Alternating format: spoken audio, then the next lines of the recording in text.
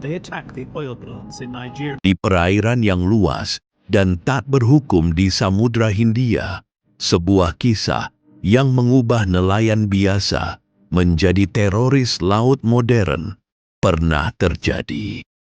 Mereka bukan bajak laut romantis ala abad ke-18 dengan kapal layar dan pedang. Mereka adalah pria-pria Somalia yang bersenjatakan AK-47 dan RPG, naik perahu cepat skiff, membajak kapal-kapal raksasa bernilai miliaran dolar. Ini adalah sejarah lengkap bajak laut Somalia, dari nelayan yang putus asa menjadi ancaman global yang mengguncang jalur perdagangan dunia, hingga misteri kebangkitan dan kejatuhannya. Kisah ini bukan sekadar tentang kejahatan di laut. Ini adalah cerita tentang kelaparan, perang saudara, eksploitasi asing, dan bagaimana kekacauan satu negara bisa mengancam seluruh planet. Semuanya dimulai tahun 1991. Rezim diktator Siad Barre jatuh. Somalia terjerumus ke dalam perang saudara yang brutal. Pemerintah pusat lenyap. Angkatan laut dan penjaga pantai bubar. Pantai sepanjang 3.300 km, salah satu yang terpanjang di Afrika, menjadi tak berpenjaga. Di tengah kekacauan itu, nelayan Somalia yang selama puluhan tahun hidup dari laut, tiba-tiba kehilangan segalanya. Kapal-kapal penangkap ikan asing dari Eropa, Asia, dan Timur Tengah membanjiri perairan mereka. Mereka melakukan illegal, unreported, and unregulated fishing atau IUU fishing. Ribuan ton ikan tuna, hiu, dan lobster disedot setiap hari. Jaring mereka menghancurkan peralatan nelayan lokal yang sederhana. Bukan hanya itu, ada tuduhan yang lebih mengerikan. Kapal-kapal asing membuang limbah beracun, termasuk limbah radioaktif dari Eropa, di perairan Somalia. Tsunami 2004 membawa bukti itu ke pantai.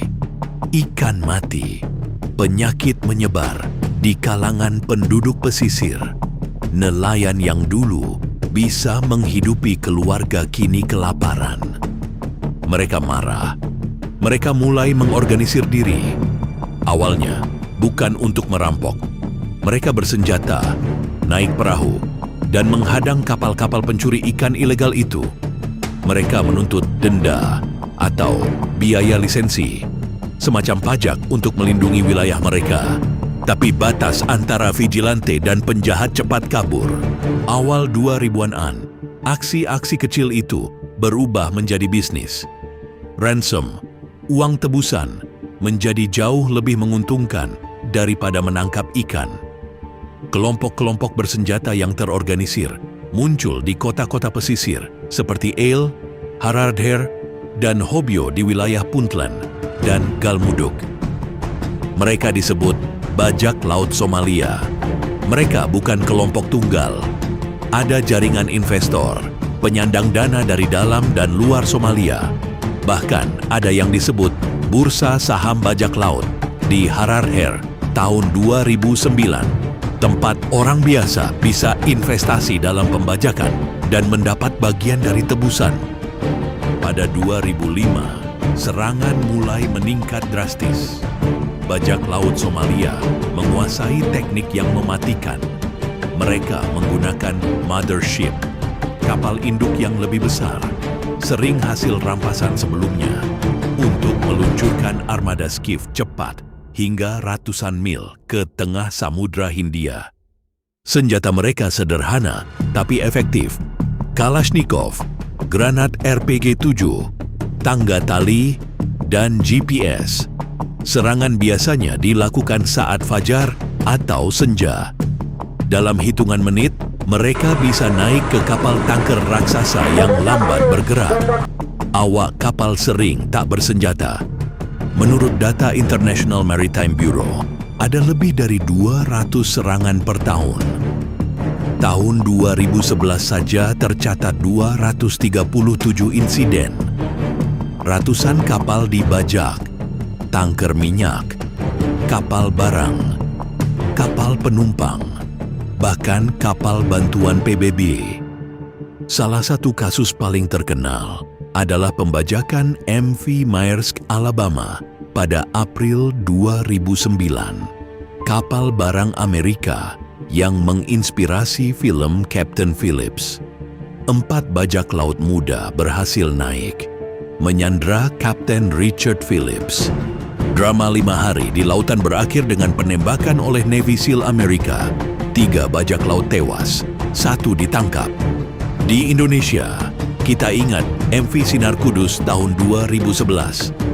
Kapal milik perusahaan Indonesia yang membawa 8.900 ton ferronickel ini dibajak di perairan 350 mil tenggara Oman. 20 awak kapal disandera selama 46 hari. Tebusan akhirnya dibayar, tapi pembebasan heroik dilakukan oleh pasukan Denjaka TNI AL bersama Kopassus dan Marinir. Ransom rata-rata naik dari ratusan ribu dolar menjadi jutaan. Total kerugian ekonomi global akibat bajak laut Somalia diperkirakan mencapai 7 hingga 18 miliar dolar per tahun pada puncaknya. Dunia tak tinggal diam. Pada 2008, Uni Eropa meluncurkan Operasi Atalanta, armada perang pertama mereka di luar Eropa sejak Perang Dunia II. NATO mengirim kapal. Amerika Serikat membentuk Combined Task Force 150. Lebih dari 30 kapal perang dari berbagai negara berpatroli di Teluk Aden dan Samudra Hindia. Industri pelayaran merespons dengan best management practices, pagar kawat berduri, water cannon, citadel, ruang aman di kapal, dan yang paling efektif, private armed guards. Di darat, pemerintah semi-otonom Puntland dan Galmudug mulai menindak pangkalan bajak laut. Eil yang dulu disebut ibu kota bajak laut dibersihkan, hasilnya dramatis. Serangan turun tajam mulai 2012 sampai 2013 hampir nol. Hingga 2020, bajak laut Somalia seolah lenyap dari peta. Apakah itu berarti masalah selesai? Tidak sepenuhnya. Penyebab akar, kemiskinan, tidak adanya pemerintahan kuat, dan illegal fishing asing masih ada. Pada akhir 2023, setelah krisis Laut Merah akibat serangan Houthi Yaman, bajak laut Somalia mulai muncul lagi. Antara November 2023 hingga Maret 2024, lebih dari 30 insiden terkait Somalia dilaporkan.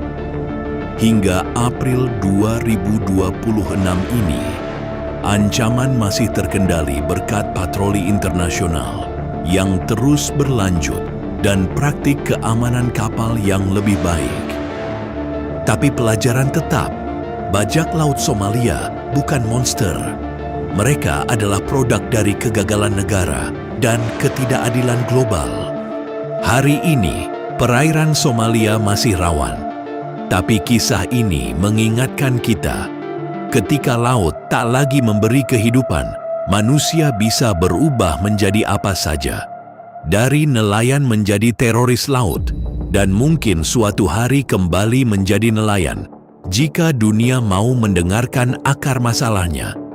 Terima kasih telah menyaksikan sejarah lengkap ini. Jika Anda ingin tahu lebih dalam tentang operasi militer, kisah Sandera, atau update terkini, tulis di komentar.